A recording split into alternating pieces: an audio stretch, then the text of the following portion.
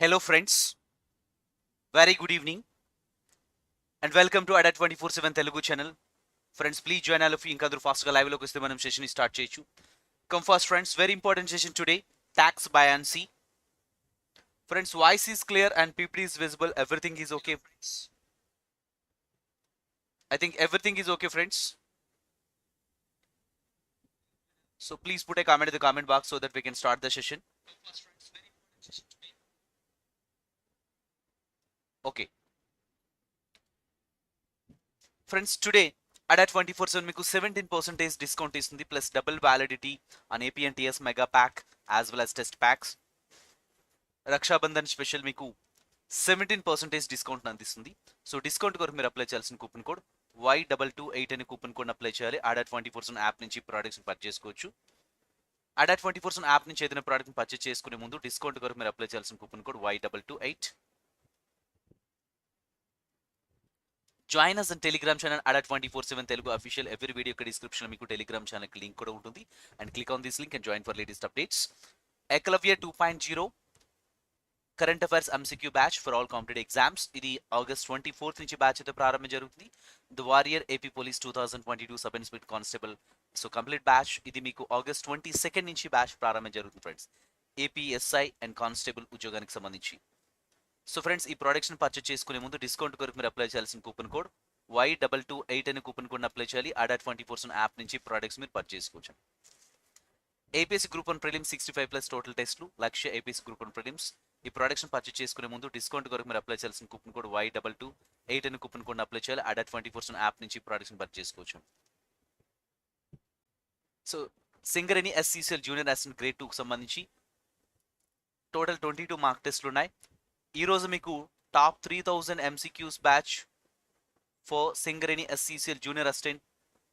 Singareni SCCL junior అసిస్టెంట్కి సంబంధించి top 3000 MCQs discussion batch కూడా ప్రారంభం జరిగింది. సో ఫ్రెండ్స్, ఈ ప్రొడక్షన్ పర్చేస్ చేసుకునే ముందు డిస్కౌంట్ కొరకు మీరు అప్లై చేయాల్సిన కూపన్ కోడ్ Y228 అనే కూపన్ కోడ్ అప్లై చేయాలి. ADA 24/7 యాప్ నుంచి ప్రొడక్షన్ పర్చేస్ చేసుకోవచ్చు. So friends, start I'm going to start the session. Please be active friends. Which is recently the news. So tax buoyancy. So India's tax GDP ratio ఏ విధంగా ఉంది, లోగా ఉందా, అసలు India's యొక్క performance ఏ విధంగా ఉంది, క్లియర్. ఈ ట్యాక్స్ బయాన్సీ అంటే అసలు అర్థం ఏంటి, ఈ టర్మ్స్ అన్ని ఈరోజు మనం తెలుసుకునే ప్రయత్నం చేద్దాం ఫ్రెండ్స్. సో ట్యాక్స్ బయాన్సీ, ఈ tax buoyancy explains the relationship between changes in government's tax revenue, changes in government's tax revenue growth and changes in GDP అనమాట.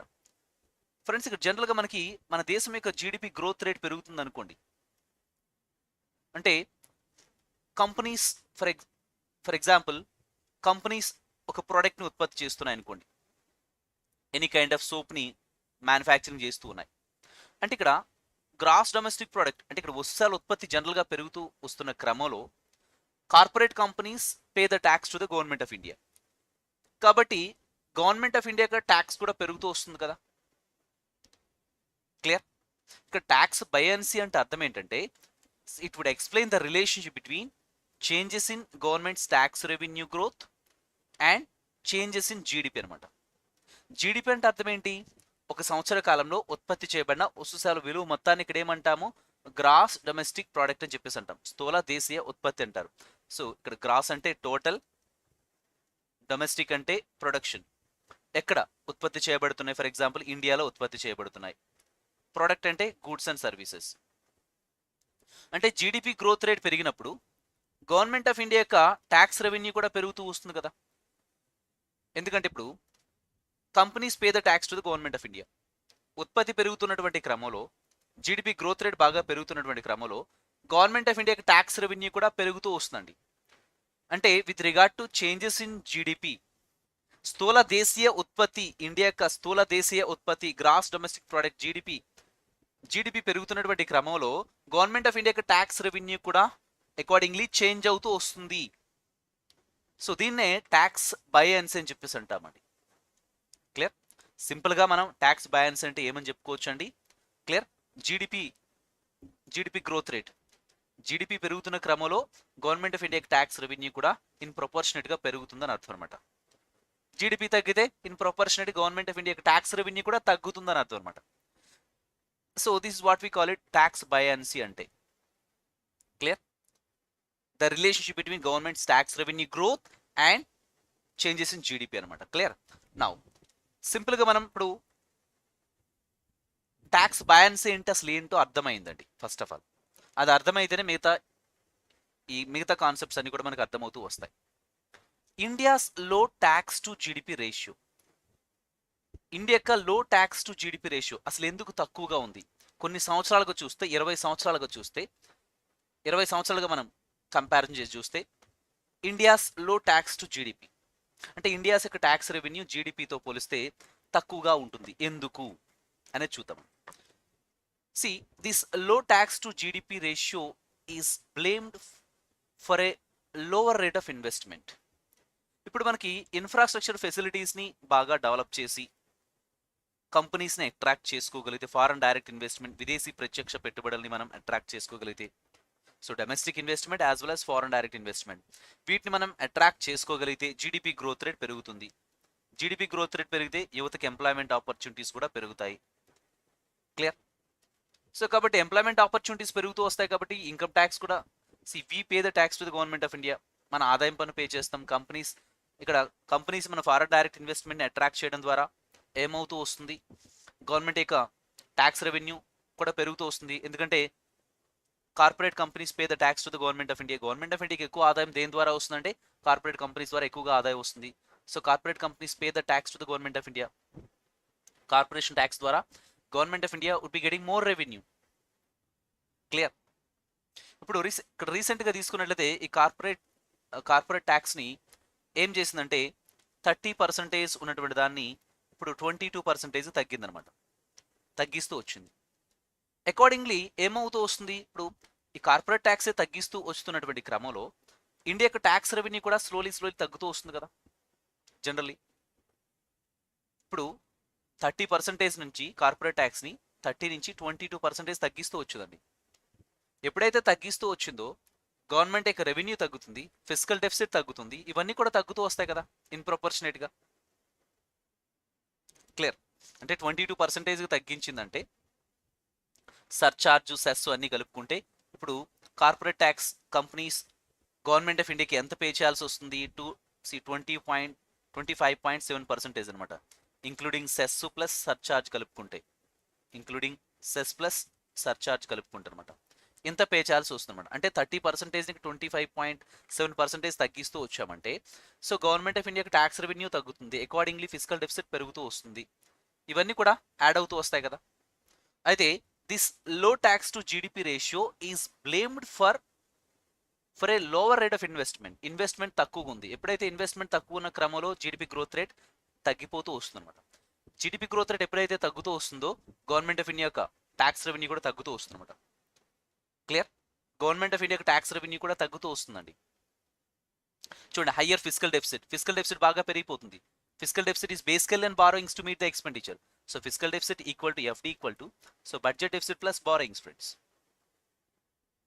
Budget deficit plus borrowings.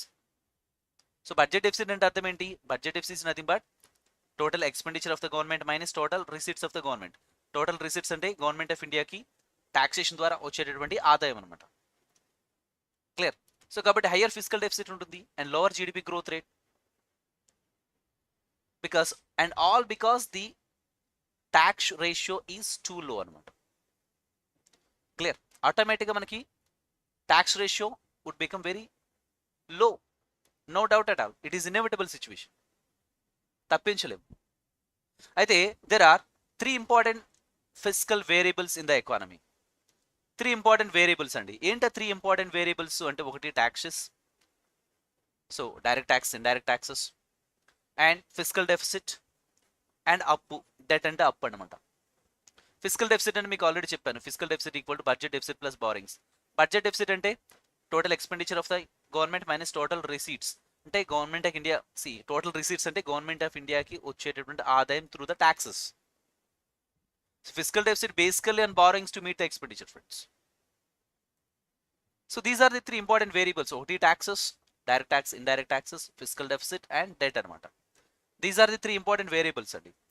Okay, ఇప్పుడు గమనించండి, ఆల్ ది త్రీ అనమాట, taxes, physical deficit, మనం ఇప్పుడు మూడు చెప్పుకున్నాం కదా, taxes, physical deficit and debt అనమాట. So taxes, physical deficit and debt అనమాట. All the three, taxes, physical deficit and debt, all the three directly or indirectly are assumed to effect the growth or inflation or not. అంటే ద్రవ్యోల్బణాన్ని కానీ మన యొక్క GDP గ్రోత్ని కానీ, growth రేట్ని కానీ effect చేస్తాయి లేదా ప్రభావితం చేస్తాయి డెఫినెట్లీ. ఫిజికల్ డెఫిసిట్ పెరిగిపోతూ ఉంది, ఫిజికల్ డెఫిసిట్ పెరిగిపోయినటువంటి క్రమంలో అబియస్ ఫ్రెండ్స్ ఇవన్నీ కూడా గ్రోత్ కూడా ఇంపాక్ట్ అవుతూ వస్తుంది. గవర్నమెంట్ ఆఫ్ ఇండియాకి ట్యాక్స్ రెవెన్యూ తగ్గే క్రమంలో so slowly GDP growth rate కూడా పెరుగుతూ వస్తున్నాం, సారీ జీడిపి గ్రోత్ రేట్ కూడా తగ్గుతూ వస్తుంది. ఇన్ఫ్లేషన్ కూడా కాస్త పెరిగే అవకాశం ఎక్కువగా ఉంటుంది. అంటే ఎందుకు జీడిపి గ్రోత్ రేట్ తగ్గుతూ వస్తుందంటే, ఎప్పుడైతే ట్యాక్స్ రెవెన్యూ గవర్నమెంట్ ఆఫ్ ఇండియాకి తగ్గుతూ వచ్చిందో, సో క్లియర్, ఈ గవర్నమెంట్ ఆఫ్ ఇండియా ఏం చేస్తే ఇన్ఫ్రాస్ట్రక్చర్ సో ఇన్వెస్ట్మెంట్ కానీ ఇటువంటివి చేయలేని పరిస్థితిలో ఉంటుంది. ఇరిగేషన్ ఫెసిలిటీస్ కావచ్చు, అగ్రికల్చర్ సంబంధించి ట్యాక్స్ రెవెన్యూ తగ్గిపోయినప్పుడు గవర్నమెంట్ ఆఫ్ ఇండియా కూడా ఎక్స్పెండిచర్ చేయలేదు, అంటే ప్రొడక్టివ్ అసెట్స్ పైన ఖర్చు పెట్టలేదు. ప్రొడక్టివ్ అసెట్స్ అంటే ఇప్పుడు for example agriculture, irrigation projects కావచ్చు, దాని మీద కూడా ఖర్చు పెట్టలేదు. ఇరిగేషన్ ప్రాజెక్ట్స్ మీద కావచ్చు, లేకపోతే so highways development, roadway, railway network, వీటిని డెవలప్ చేయలేదు ప్రాపర్గా. ఎప్పుడైతే మనం road network, railway network, airway network కావచ్చు, లేకపోతే all kind of infrastructure facilities మనం బెటర్గా డెవలప్ చేయలేకపోతామో, ఆ సందర్భంలో మనం ఫారెన్ డైరెక్ట్ ఇన్వెస్ట్మెంట్ని కూడా అట్రాక్ట్ చేయలేం, ఈవెన్ డొమెస్టిక్ ఇన్వెస్ట్మెంట్ కూడా అట్రాక్ట్ చేయలేం. ఈ క్రమంలో జీడిపి గ్రోత్ రేట్ పెరిగిపోతూ, సో జీడిపి గ్రోత్ రేట్ పడిపోతూ వస్తుంది. జీడిపి పడిపోతున్నటువంటి క్రమంలో ఇక్కడ ఏమవుతుందండి, క్లియర్, సో వస్తే వాళ్ళ ఉత్పత్తి తగ్గే క్రమంలో ఇన్ఫ్లేషన్, ద్రవ్యోల్బణం కూడా పెరుగుతూ వస్తుంది అనమాట, నో డౌట్ ఎట్ ఆల్. కాబట్టి ఇవన్నీ కూడా ఒకదానికోటి ఇంటర్లింకింగ్ అనమాట. అంటే that's the reason I told you, ఏదో డైరెక్ట్లీ ఆర్ ఇండైరెక్ట్లీ, ప్రత్యక్షంగా కానీ పరోక్షంగా కానీ సో ద్రవ్యోల్బణాన్ని, గ్రోత్ని ప్రభావితం చేస్తాయి, డెఫినెట్లీ ప్రభావితం చేస్తాయి. Clear friends, all of you. So కాబట్టి ఇంకా మనం గమనించినట్లయితే analysing India's tax to GDP ratio, విశ్లేషణ మనం చూస్తే India's tax to GDP ratio ఒకసారి మనం గమనిద్దామండి. There are two common observations అండి. ఒకటి tax to GDP for India, tax to GDP for India, just now I told you it is low at around 10 to 11% of GDP అనమాట. It is too low, 10 to 11% of GDP అండి, 10 to 11% of GDP. Clear, అంటే tax to GDP ratio for India it is too low at around 10 to 11% of GDP, and it has stayed at close to that level for at least 20 years వరకు. అంటే 20 years వరకు దాదాపుగా ఇదే స్థాయిలో ఉందన్నమాట. అంటే 10 to 11% of GDP for about 20 years we have been maintaining this అనమాట. దీన్ని ఈ విధంగా మనం మెయింటైన్ చేస్తూ వస్తున్నాం. It has stayed at close to that level for the last 20 years అనమాట. గత 20 సంవత్సరాలుగా tax to GDP ratio it is low at around 10 to 11% of GDP అండి. ఓకే, మరి మనకి ఎంప్లాయ్మెంట్ ఆపర్చునిటీస్ రావాలన్నా ఇవన్నీ కూడా, అంటే జీడిపి గ్రోత్ రేట్ పెరిగితే మనకి డెఫినెట్లీ ఎంప్లాయ్మెంట్ ఆపర్చునిటీస్ పెరుగుతూ ఉంటాయి, ఉద్యోగ అవకాశాలు పెరుగుతూ ఉంటాయి. క్లియర్, ఇక్కడ గమనించట్లే మరికొన్ని అంశాలు మనం చూస్తే in the year 2019 it hit a decade low of 10% of GDP.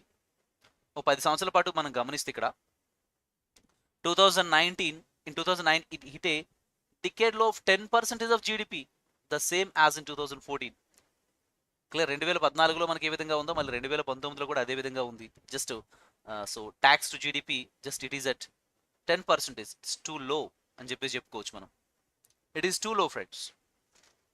Okay, చూడండి, issues with comparing tax to GDP with other nations.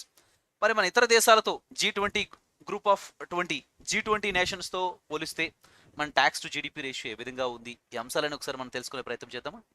Okay friends, it's complete analysis oriented class friends. A common observation is to look at the tax GDP ratio in G20 countries. So India in comparison with G20 nations. India in comparison with G20 nations. G20 nations తో India ఒకసారి compare చేసి చూద్దాం. And what will be the outcome అనేది ఒకసారి చూద్దాం. See, function of average level of per capita income ఒకసారి చూద్దామండి. Function of average level of per capita income, తలసరి ఆదాయం అని చెప్పేసి అంటాం. పెర్ క్యాపిటా ఇన్కమ్ అంటే అర్థం ఏంటి, national income by total population of that particular so country అని చెప్పేసి అంటాం. బేసిక్స్ ఒకసారి చూస్తే తలసరి ఆదాయం అంటే national income by total population of that particular country friends. Total population అంటే జాతీయ ఆదాయం బై మొత్తం దేశ జనాభా అనమాట. సో పెర్ క్యాపిటా ఇన్కమ్ ఏం తెలియజేస్తుంది? పీపుల్ స్టాండర్డ్ ఆఫ్ లివింగ్, ప్రజలకు జీవన ప్రమాణ స్థాయిని తెలియజేస్తుందన్నమాట. పీపుల్ స్టాండర్డ్ ఆఫ్ లివింగ్ తెలియజేస్తుందన్నమాట. స్టాండర్డ్ ఆఫ్ లివింగ్ తెలియజేస్తూ వస్తుంది, అంటే ప్రజల యొక్క జీవన ప్రమాణ స్థాయిని తెలియజేస్తూ వస్తుంది. అది ఒకసారి చూద్దామండి. So function of average level of per capita income ఒకసారి చూద్దామండి. ఓకే, ఒకసారి గమనిద్దాం. This the beginning of a set of misinterpretations committed either knowingly or unknowingly. అసలు ఏంటండి functions of these average level of per capita income అంటే ఏంటి ఒకసారి మనం చూద్దామండి. జస్ట్ మనం we're comparing our India with other nations friends. ఇక్కడ see the simple logic dictates that tax collected is a function of the average level of per capita income. అంతే కదా, ఇప్పుడు మనకి tax collected is a function of the average level of per capita income. అంటే per capita income అనేది ప్రజల యొక్క జీవన ప్రమాణ స్థాయిని తెలియజేస్తుందండి. ప్రజలు బాగా అభివృద్ధి చెందుతున్నారు, బాగా ఆదాయం సంపాదిస్తున్నారంటే obviously friends they pay the tax to the government of India. For example మనం బాగా సంపాదిస్తున్నాం అంటే income tax we're actually paying the tax income tax we pay the tax to the government of India. Different tax slabs మన యొక్క ఆదాయానికి అనుగుణంగా మనం so government of ఇండియాకి ఆదాయ పన్ను పే చేస్తూ వస్తాం, ఇన్కమ్ ట్యాక్స్ పే చేస్తూ వస్తాం. క్లియర్? అంటే tax collected is a function of the average level of per capita income అని చెప్పేసి అంటాం. అయితే మన ఇండియాని ఇతర దేశాలతో ఒకసారి G20 గ్రూప్ ఆఫ్ 20 G20 నేషన్స్తో ఒకసారి పోల్చి చూస్తే ట్యాక్స్ టు జీడిపి రేషియో ఏ విధంగా ఉంది అనే అంశాలు ఒకసారి మనం తెలుసుకునే ప్రయత్నం చేద్దామండి. అయితే ఇక్కడ చూడండి per capita income in G20 తలసరి ఆదాయం పాయింట్ ఆఫ్ ఒకసారి మనం చూస్తే per capita income in the G20 group of 20 friends varies from around $2,100 India to around $55,000 US అనమాట.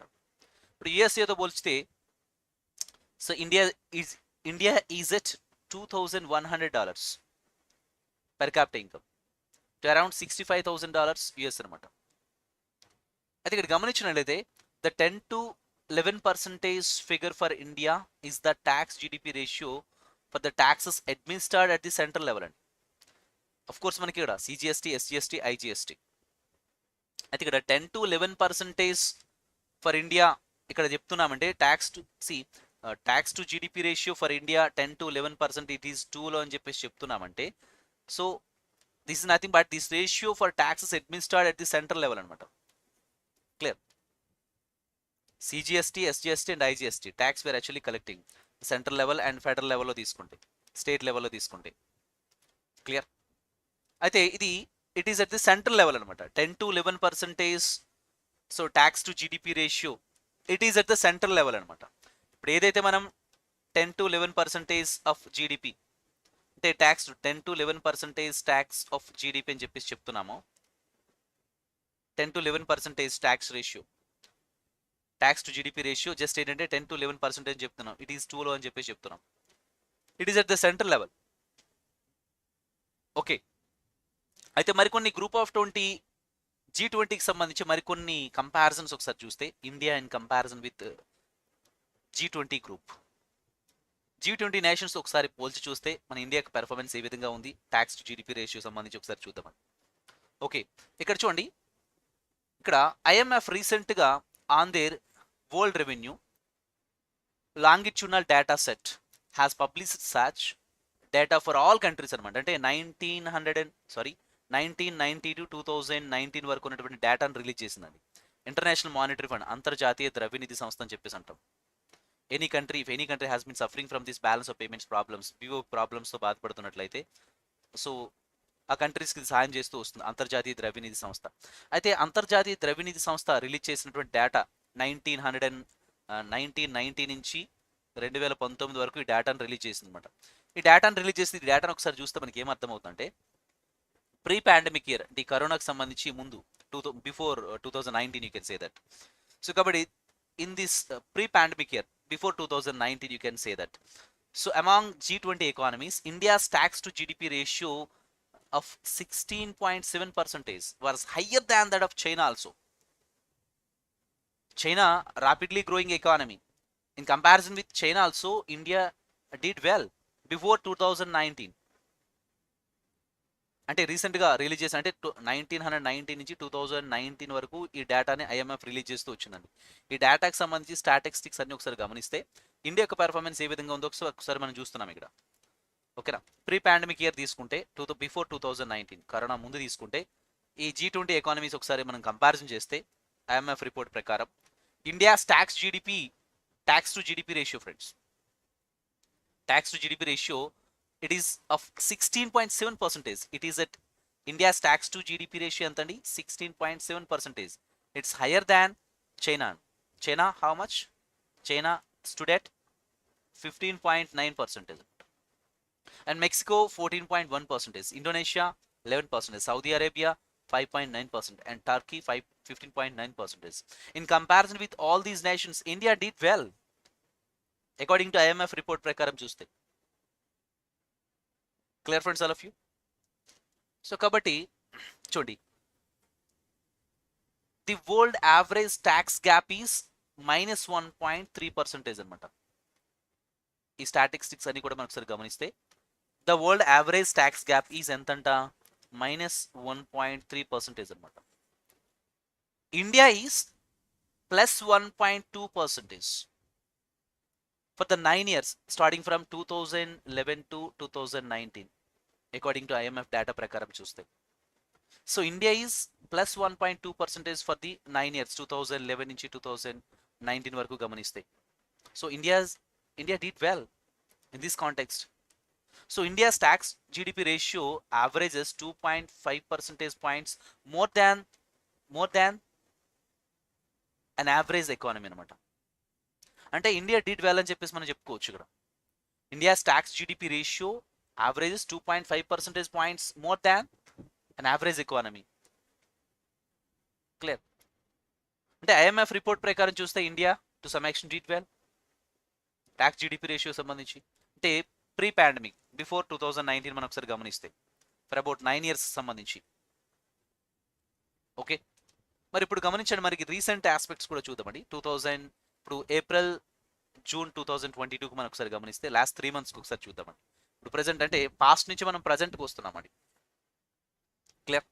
For the 3 months April June, so April May June 2022 అంటే 3 months మనం కాన్సిక్యూటివ్గా తీసుకుంటే for the 3 months April to June 2022 corporate tax revenues are up by 30%.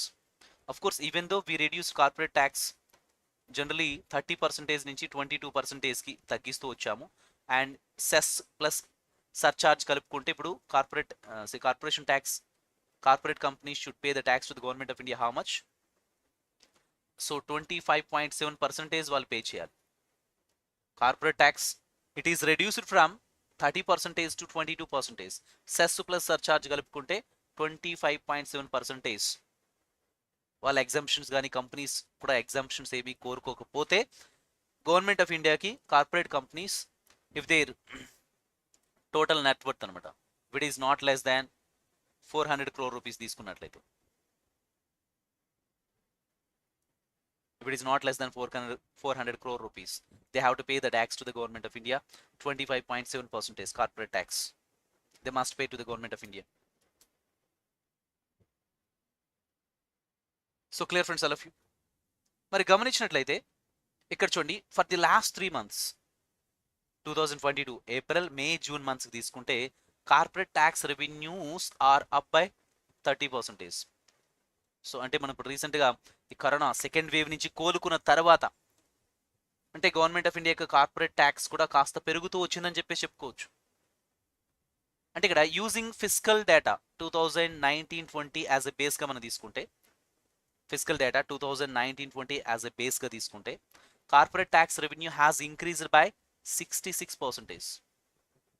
The corporate tax revenue recently increased and GDP also by 33% increase అవుతూ వచ్చింది. An average tax buoyancy of 2%. an average tax buoyancy 2% obvious friends over the 3 years అని చెప్పేసి చెప్పుకుంటాం. an average tax buoyancy of 2.0 over the 3 years అని చెప్పేసి అంటాం. అంటే ఇక్కడ మనకు అర్థమైనటువంటి విషయం ఏంటంటే corporate tax revenue increased by 66% and GDP also by 33%. అంటే మీకు ఆల్రెడీ చెప్పాను ట్యాక్స్ బయాన్స్ అంటే అర్థం ఏంటి, ఇక్కడ tax revenue government of India tax revenue so in proportionate to the so changing tax rate అనమాట. అంటే ట్యాక్స్ రేట్ మారినప్పుడు ట్యాక్స్ రేట్ ఇప్పుడు కార్పొరేట్ ట్యాక్స్ అనమాట 30 నుంచి 22%కి ట్యాక్స్ రేట్ మారుస్తూ వచ్చాం. ట్యాక్స్ రేట్ మార్చినప్పుడు గవర్నమెంట్ ఆఫ్ ఇండియా యొక్క రెవెన్యూ కూడా ట్యాక్స్ రెవెన్యూ కూడా మారుతూ వస్తుంది అనమాట. క్లియర్. సో కాబట్టి it's a relationship between tax revenue changing tax revenue in accordance with the changing tax rates. So tax buoyancy means, so it represents a relationship between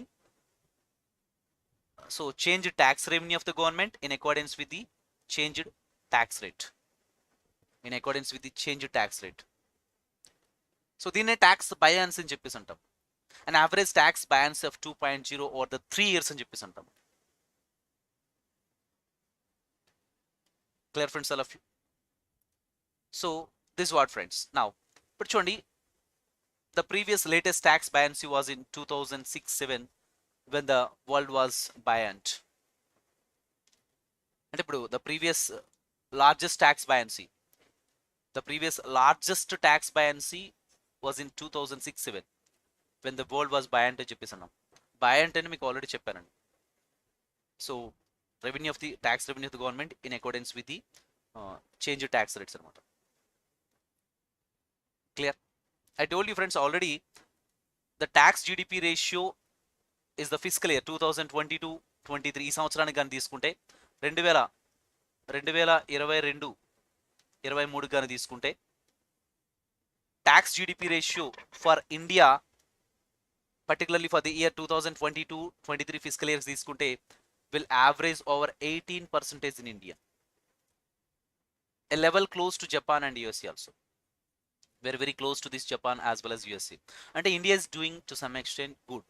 ఇక్కడ మనకి తెలిసినటువంటి విషయం ఏంటంటే tax revenue of the government మనం ఎఫెక్టివ్గా government of India యొక్క tax revenue పెరిగితే so clear tax revenue పెరిగితే ఫిస్కల్ డెఫిసిట్ తగ్గుతుంది. జీడిపి గ్రోత్ రేట్ పెరుగుతూ వస్తుంది. Inflation under control. It's a welcome. ఉపాధి అవకాశాలు పెరుగుతాయి. ఇవన్నీ కూడా వెల్కమ్. ఎప్పుడైతే గవర్నమెంట్ ఆఫ్ ఇండియాకి ట్యాక్స్ రెవెన్యూ పడిపోయిందో ఫిస్కల్ డెఫిసిట్ పెరిగిపోతూ వస్తుంది అండ్ ఇన్ఫ్లేషన్ దారితీస్తుంది. జీడిపి గ్రోత్ రేట్ తగ్గిపోతూ వస్తుంది. క్లియర్. ఇప్పుడు రీసెంట్లీ మనం చూసాం శ్రీలంకలో ఏ సిచ్యువేషన్ చూసాము. వస్తే ధరలు అమాంతం ఆకాశాన్ని అంటుతూ వచ్చాయి. ఇన్ఫ్లేషన్ అండర్ కంట్రోల్ అంటే inflation it's not all under control. చేజారిపోయే అవకాశం ఉంటుంది. సో ఇవన్నీ కూడా సో ఇంటర్లింకింగ్ అండి. డైరెక్ట్లీ ఆర్ ఇండైరెక్ట్లీ రిలేటెడ్ అనమాట. These are all directly or indirectly related అని చెప్పేసి చెప్పుకుంటాం. క్లియర్. ఇప్పుడు ఈ డిస్కషన్ అంతా మనకి ఏంటంటే మనకి ఏం తెలియజేస్తూ వస్తుందంటే గవర్నమెంట్ ఆఫ్ ఇండియా ఎఫెక్టివ్గా ట్యాక్స్ రెవెన్యూ కలెక్ట్ చేయగలిగితే సో క్లియర్. కానీ గవర్నమెంట్ ఆఫ్ ఇండియా ట్యాక్స్ రెవెన్యూని అంతగా కలెక్ట్ చేయగలుగుతుందా? జనరల్గా మనకి ఇప్పుడు చూడండి untaxed revenue what is stashed away in Swiss banks. ఇప్పుడు ఉన్నటువంటి గవర్నమెంట్స్ కూడా చాలా వరకు ప్రామిస్ చేశాయి మేము అన్టాక్స్డ్ రెవెన్యూ ఏదైతే ఉందో ప్రభుత్వం గవర్నమెంట్ ఆఫ్ ఇండియాకి ఏదైతే రెవెన్యూ ద్వారా రావాలో ట్యాక్స్ రెవెన్యూ ద్వారా రావాల్సి ఉందో అవి చాలా ప్రామిస్ చేశాయి. మేము స్విస్ బ్యాంక్స్లో ఉన్నటువంటి ట్యాక్స్ రెవెన్యూని కూడా అన్టాక్స్ రెవెన్యూని తీసుకొస్తామని చెప్పేసి, కానీ ఇప్పటి వరకు తీసుకొచ్చిన సందర్భం అయితే ఏం పెద్దగా లేదు, అసలు లేదు. Clear. It's an Nexus between politicians and bureaucrats అని చెప్పేసి చెప్పుకోవచ్చు. గవర్నమెంట్ ఆఫ్ ఇండియాకి అన్టాక్స్డ్ రెవెన్యూ కానీ మనం తీసుకురాగలిగితే ఇండియా చాలా వేగంగా డెవలప్డ్ కంట్రీ అయిపోయే అవకాశం ఉంటుంది. కానీ మన నాయకులు కానీ ఇచ్చినటువంటి వాగ్దానాలకి కట్టుబడి లేరు. What is stashed away untaxed money which is stashed away in Swiss బ్యాంక్స్లో ఉన్నటువంటి అన్టాక్స్ మనీని తీసుకురాగలిగితే క్లియర్ ఇండియా డెఫినెట్లీ ఇప్పుడు ఇంకా డెవలపింగ్ కంట్రీగానే ఉంది కానీ డెవలప్డ్ కంట్రీ అయిపోయేది. క్లియర్. మరి పొలిటికల్ పార్టీస్ కూడా ఫండ్స్ ఇవన్నీ ఎక్కడి నుంచి వస్తున్నాయి అంటే ఇప్పుడు ఈవెన్ ఇప్పుడు ఉన్నటువంటి ప్రభుత్వాలు కూడా ఏంటంటే మేము డెఫినెట్లీ పవర్లోకి వస్తే ఈ బ్లాక్ మనీని బయటికి తీసుకొస్తాం, అన్టాక్స్డ్ మనీని తీసుకొస్తామని చెప్పేసి అన్నారు. తీసుకొచ్చిన సందర్భం లేదు. క్లియర్. సామాన్య ప్రజల్ని ఇబ్బంది పెడతా ఉంటారు. లాంగ్ రన్లో నోట్ బ్యాన్స్ అని చెప్పేసి, లాంగ్ రన్లో మనకు బాగా లబ్ధి ఉంటుందని చెప్పేసి కాస్త సామాన్యుని ఇబ్బంది పెట్టడమే. కానీ సేఫ్ హెవెన్స్, పొలిటీషియన్స్, బ్యూరోక్రాట్స్ యొక్క మనీ, సేఫ్ మనీ మాత్రం అంటే సేఫ్ హెవెన్స్, అన్టాక్స్డ్ మనీ మాత్రం చాలా సేఫ్ హెవెన్స్లో ఉన్నాయి. India is dominated by elite group. Elite group అంటే సో ఫ్రెండ్స్ ఇక్కడ చూడండి, రీసెంట్గా వరల్డ్ ఇన్ఈక్వాలిటీ ల్యాబ్ ఇచ్చినటువంటి రిపోర్ట్ ప్రకారం చూస్తే India is dominated by elite group. 50% of the bottom population accounts for just 13% of national income of India, friends. అంటే డబ్బులు ఉన్నవాడి దగ్గర ఇంకా ఎక్కువ ఉన్నాయి, లేనివాడు ఇంకా రోజు రోజుకి పేదవాడు అయిపోతున్నాడు. సో కాబట్టి ఇక్కడ ఏంటంటే మనం నాయకులను ఎన్నుకునేటప్పుడు ప్రజల్లో నుంచి వచ్చినటువంటి నాయకులు వస్తే అన్నీ కూడా వ్యవస్థ అంతా కూడా మారుతూ ఉంటుంది. కానీ మనం మారినప్పుడు నాయకులు కూడా అలానే ఉంటారు. సో ఫ్రెండ్స్, మనం మారితేనే సమాజాన్ని నిర్మించుకోగలం. మనం మారినంత వరకు ఇండియా ఇలా అభివృద్ధి చెందుతూ ఉన్న దేశంగానే ఉంటుంది. Okay, so this what friends, so brief discussion about tax buoyancy. So friends, మా డిస్కషన్ గారు నచ్చినట్లయితే ఒక చిన్న లైక్ ఇవ్వండి and share this session to our friends. ఈ ఛానల్ కొత్తగా వచ్చిన అభ్యర్థులందరూ and please subscribe Adda 24/7 Telugu channel. 17% discount plus double validity Raksha Bandhan special Adda 24/7 మీకు అందిస్తుంది. డిస్కౌంట్ కొరకు మీరు అప్లై చేయాల్సిన కూపన్ కోడ్ Y22 అడా 20% యాప్ నుంచి ప్రోడక్ట్స్ అన్ని కూడా మీరు పర్చేస్ చేసుకోవచ్చు. అడా 20% యాప్ నుంచి ఏదైనా ప్రోడక్ట్ పర్చేస్ చేసుకునే ముందు డిస్కౌంట్ కొరకు మీరు అప్లై చేయాల్సిన coupon code Y228. Join us in Telegram channel Adda 24/7 Telugu official. Every video డిస్క్రిప్షన్లో మీకు టెలిగ్రామ్ ఛానల్ యొక్క లింక్ కూడా ఉంటుంది. Click on this link, join for latest updates. Ekalavya 2.0 friends, current affairs MCQs batch ఇది ఆగస్ట్ 24 నుంచి బ్యాచ్ అయితే ప్రారంభం జరుగుతుంది. The warrior AP police 2022 sub inspector constable complete batch August 22 నుంచి బ్యాచ్ అయితే ప్రారంభం జరుగుతుంది. సో డిస్కౌంట్ వరకు మీరు అప్లై చేయాల్సిన కూపన్ కోడ్ Y228 అనే కూపన్ కోడ్ అప్లై చేయాలి. అడా 20% యాప్ నుంచి ప్రోడక్ట్స్ అని కూడా పర్చేస్ చేసుకోవచ్చు. APSC గ్రూప్ 1 ప్రిలిమ్స్ 65+ టోటల్ టెస్టులు. లక్ష్య APSC group 1 prelims officers batch. APSC నుంచి నోటిఫికేషన్ అయితే రానుంది. ఈ మంత్లో నోటిఫికేషన్ ఇస్తామని చెప్పేసి APSC చైర్మన్ గౌతమ్ సవాంగ్ గారు ఆల్రెడీ ప్రకటించారు. ఈ నేపథ్యంలో మన ప్రిపరేషన్ ఇంకా ఎఫెక్టివ్ కొనసాగించాల్సిన ఆవశ్యకత ఎంతనే ఉందని చెప్పేసి చెప్పుకోవచ్చు. So clear friends, all of you. So discount కొరకు మీరు అప్లై చేయాల్సిన కూపన్ కోడ్ ఫ్రెండ్స్ Y228 అనే కూపన్ కోడ్ అప్లై చేయాలి. అడా 20% యాప్ నుంచి ప్రోడక్ట్స్ పర్చేస్ చేసుకోవచ్చు. Singareni SCCL junior assistant grade 2 super pro batch 2.0 and Telangana SCCL junior assistant grade 2 total 22 mark టెస్ట్లు ఉన్నాయి. అండ్ ఈరోజు మీకు top 3000 MCQs discussion batch friends, ఇది ఆగస్ట్ 12న ఈరోజు ఈ బ్యాచ్ ప్రారంభం జరిగింది. సింగరేణి SCCL జూనియర్ అసిస్టెంట్కి సంబంధించి top 3000 MCQs discussion batch, model paper discussion batch, ఇది ఈ రోజు బ్యాచ్ ప్రారంభం జరిగింది. సో డిస్కౌంట్ కొరకు మీరు అప్లై చేయాల్సిన కూపన్ కోడ్ Y228 అడా 20% యాప్ నుంచి ప్రోడక్ట్స్ పర్చేస్ చేసుకోవచ్చు.